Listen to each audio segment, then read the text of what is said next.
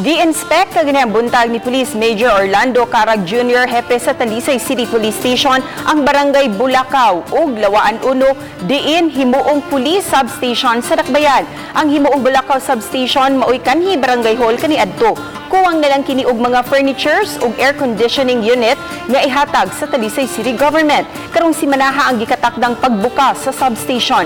Samtang ang Lawaan Uno nga substation ibutang sa ubos nga bahin sa Lawaan Uno barangay hall. Mas dako pa hinuon ang trabaho uno niini gumikan kay pintalan pa kini pagbalik. Samtang ang barangay ra ang mo-provide sa kagamitan sa substation.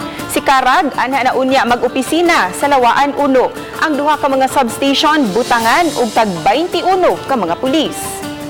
Sa Bulacau to cater Labtang, Tabunok,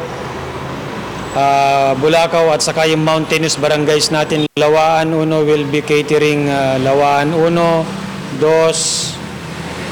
3, tapos San Isidro.